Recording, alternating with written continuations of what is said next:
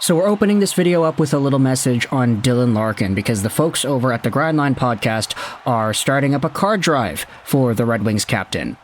If you didn't see, Larkin and his family are going through a tremendous loss right now, and this is a way that a lot of Wings fans can get in touch, asking fans to send cards and notes of support to show that we were all thinking about him. I actually did get tweeted out about this, and I thought it was a great idea.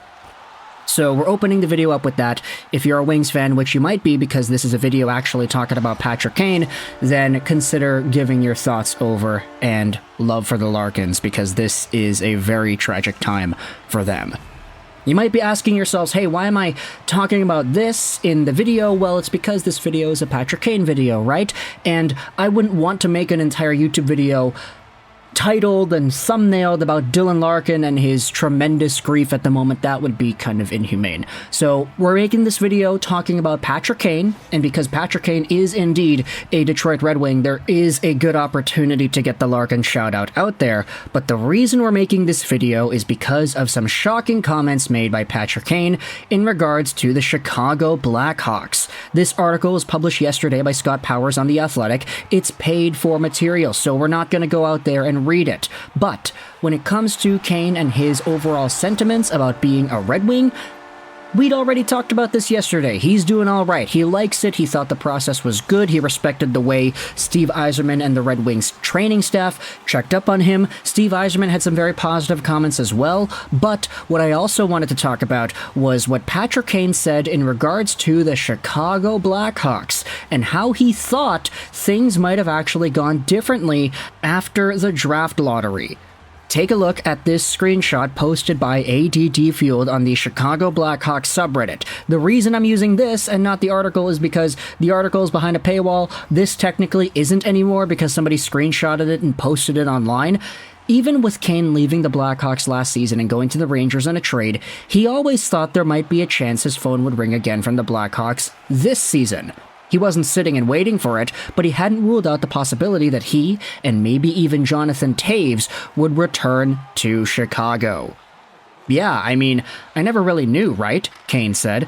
Especially after that first pick, I was like, okay, maybe they'll try to bring even like Jonathan Toews or myself back. I know when I was a young guy, it really helped having some older guys around like Robert Lang, Martin Havlat, Yannick Perreault, Patrick Lalime, guys like that.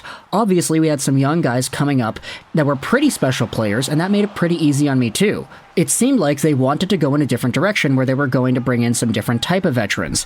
Yeah, it is what it is. Good for them. You don't think about it too much.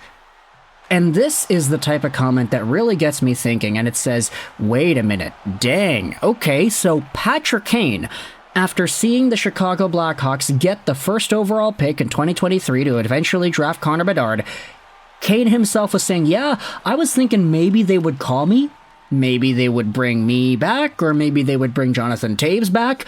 Obviously, it's not really common practice for an NHL player to reach out to a team and say, hey, I'm a free agent, I want to play for you guys, please sign me. That never happens. Instead, it's always the other way around. It's always teams reach out to the players or they reach out to the agents. It's very interesting that Patrick Kane might have been anticipating some sort of a return call, a callback from the Chicago Blackhawks after losing out on Kane in free agency. His idea was that they would have called him back maybe in the offseason after Connor Bedard would have come back.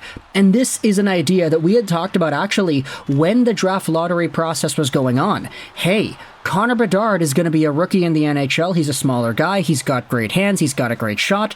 What if the Blackhawks decided to sign Patrick Kane and give that sort of a mentorship, kinda? Because Kane plays a really similar game to Bedard. I'd say Bedard just has more pace and a better shot than Kane does. But when it comes to the hands, the slick playmaking ability, it's pretty equal.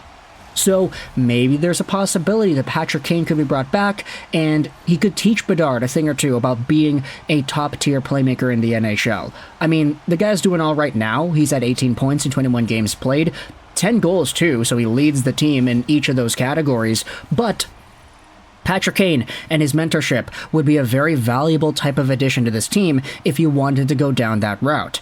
Instead, we saw the Chicago Blackhawks bring in guys like Taylor Hall, another first overall pick that had himself a much more diversified career than Patrick Kane has had so far. I mean, they are both Hart winners, but Taylor Hall, of course, has bounced around from team to team to team. Patrick Kane stuck around with the Blackhawks for his entire career up until the New York stint.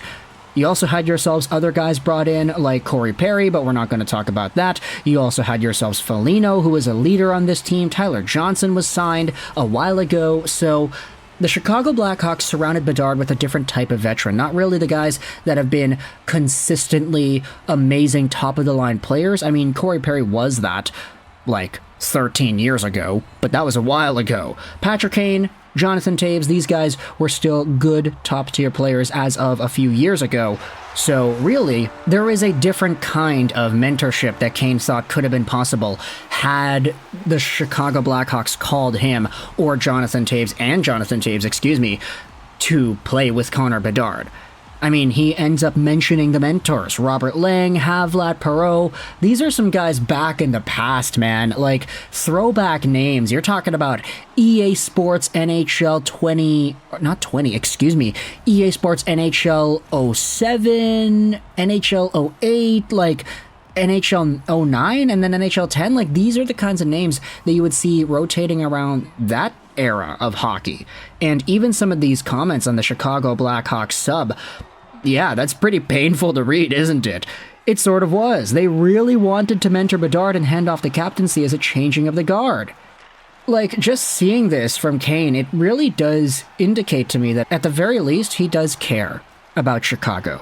He wants to be put in a position to help this team out, or at least he did. Back in the offseason when he was a free agent, he was like, hey, there's a chance to really do something great with this Blackhawks team, especially if Connor Bedard is there. Like, we know that the incentive that Kane had when he was signing with a team in the offseason was that he wanted to go to a contender. He wanted to go to a team that he felt could compete, and Chicago definitely is not that right now.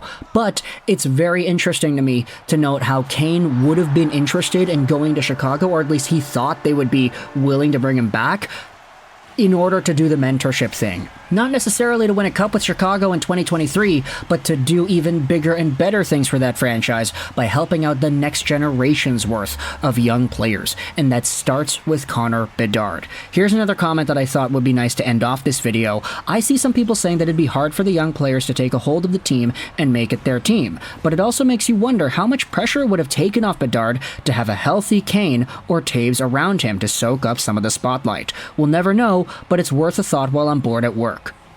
Crosby did come in with Mario Lemieux on this team. That's what I was trying to point out to everyone, and everybody was adamant that it would be impossible to bring Kane or Toews back. I didn't think they would want to come back, but from what Kane said, it might have been a possibility. I would have taken them back with open arms.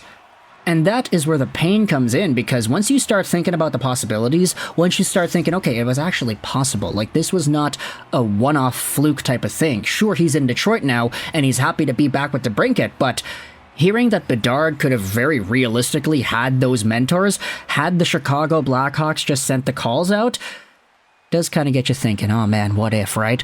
So I'm going to leave the video off with that. Newest Detroit Red Wing Patrick Kane made some shocking comments regarding the Chicago Blackhawks and Connor Bedard. We'll end this video off once more with the folks over at the Grind Line showcasing the cards for the captain cause. Let me know your thoughts in the comment section below about Patrick Kane making the comments that he did. I hope you enjoyed this Vishal 9 article. By the way, will be linked in the description if you want to go ahead and read more about this. And bye.